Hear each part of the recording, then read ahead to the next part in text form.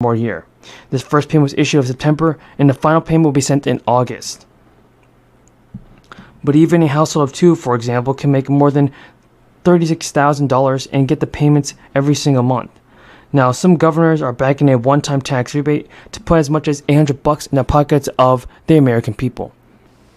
And the governor told reporters a paycheck does not go as far as it did 2 years ago, and I'm working to give nearly $1 billion back to the hands of hardworking, tax-paying Alabama residents. But applications for new guaranteed income programs in Massachusetts, for example, opened, with selected participants receiving monthly payments of up to $500.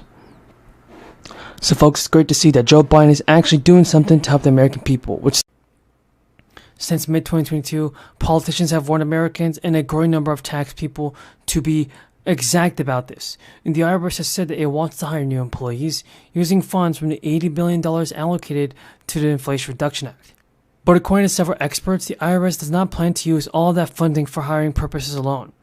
As the New York Times pointed out, the IRS total number of full-time employees is 20% fewer than what the agency had in 2010. Even though the population has grown, to bolster its numbers, the agency plans to hire using a lot of money, with roughly $7,200 of those being hiring enforcement staff. This would add to the 5,000 phone personnel the agency hired before the 2023 tax season began. Increased funding to the agency would help it more experienced auditors who can handle complicated tax filings. It could help the agency close the annual gap between what is owed and what is collected. The agency has said that it wants to help taxpayers get the deductions and tax credits they deserve. Right now, the focus is on providing eligible and educational materials that break down deductions in plain language. So hopefully people can get their stimulus cash. Folks, we have a lot of news about the fourth stimulus check, Social Security benefits, SSI, and SDI. Continue watching this video because you don't want to miss out on this. For the vast majority of Social Security beneficiaries, their monthly check is vital to their financial well-being. After 20 years of annual polling, it is found that no less than 80% of retirees rely on their Social Security benefit in some capacity to meet their monthly expenses. But with the U.S. debt limit and ceiling deadline looming, more than 66 million beneficiaries are wondering whether the Social Security checks will be on the chopping block. The debt ceiling represents the authorized borrowing limit for the federal government. It's important to keep in mind that it doesn't include borrowing for new spending or projects. Rather, it's to cover the federal debt limit and existing financial obligations. At no point in America's history has the federal government defaulted on its legal financial obligations, which is why the current debt limit impasse between Democrats and Republicans on Capitol Hill was turning heads. The expectation prior to this week is that Treasury lawmakers had perhaps 2 or 3 months. In that time, there were significant decreases in child poverty and food scarcity. Government data showed upticks in spending on necessities like clothing, utilities, and much more. Republicans in Congress and Joe Manchin have let it expire, everybody, according to Republicans. This year, the credit reverts to its pre-2021 structure, a non-refundable credit worth of $2,000 per child, ages 16 and under, that is. The Guardians receive that when they file a tax return next year, but the expanded child tax credit payments have been paused, even though they help many families stay afloat as inflation skyrocketed. Reports have found that millions of children have fallen back into poverty. States have stepped in to make up some of the difference, and Vermont joins 9 other states in offering a state-level child tax credit, in addition to California, Colorado, Idaho, and New Mexico, and some other states. Additionally, North Carolina offers a child deduction rather than a credit, and Michigan's state legislature has passed a credit worth $500 for most children, though it is not law yet. Connecticut is offering a one-time tax rebate worth of $250 per child, capped at $750 for 3 children. Families need to apply to receive it, and the size of the credit and eligibility requirements vary greatly by state. Vermont's $1,000 payment, for example, is reserved for children 5 and under and families earning $125,000 or less. In Massachusetts, existing tax deductions for dependents were converted into two refundable credits.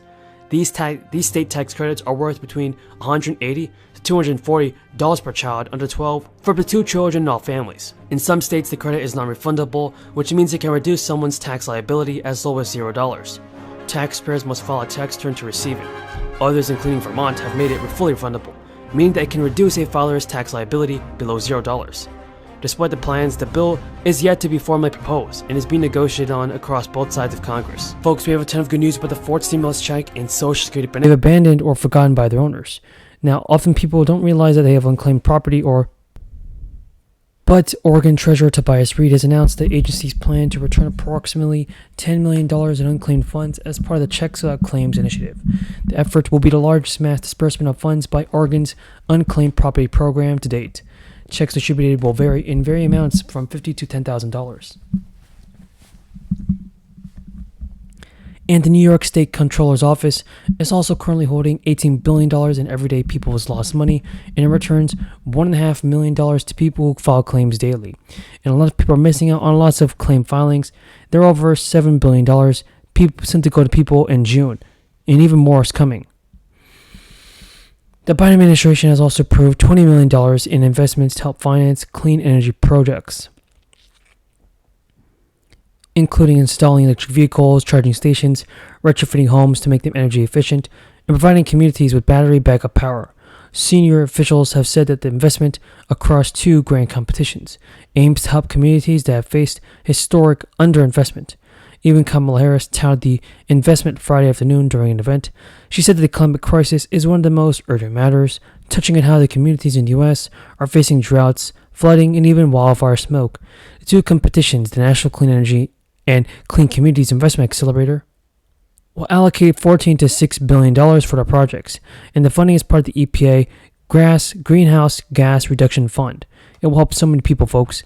Plus, the White House said that both competitions will focus funding on low-income and disadvantaged communities, including the rural communities. At least 40% of funds in the $14 billion competition and all of the funds in the $6 billion competition will flow to these communities. Kamala Harris even said that the investments will help families' budgets by improving energy-efficient systems and public health by promoting clean energy and utility bills. First of all, the IRS is warning taxpayers about the opening of a 2023 tax filing season that they should expect a smaller refund. It's due to the crisis and the measures expected to expire. So the latest federal stimulus payment went out in 2021. It means that millions of people already received those stimulus payments as a recovery rebate credit that was effectively given as a tax refund. Millions more people received help through the crisis and through the expanded child tax credit, even though not a lot of people saw this happen. First of all, everybody, the latest federal stimulus payments went out in 2021. Millions of people have more received to help through the crisis through the expanded child tax credit that many progressives saw as an effective and important social safety net. The credit was allowed to expire by Congress, and the IRS said in a news release, due to the tax law, such as the elimination of the child tax credit and no recovery rebate credit this year to claim the crisis stimulus payments, many taxpayers may find the refunds somewhat lower this year. A tax break for charitable deductions was also allowed to expire, which could help affect more taxpayers. Plus, the IRS told the Hill that not all refunds are expected to be approved this year. One of the biggest changes is tax liability, which will result in the expiration from the expanded child tax credit and other things like that. It also dramatically cut into U.S. child poverty rates, reducing them by about 26% per month, or a decline of about 3 million children living above the poverty line. The monthly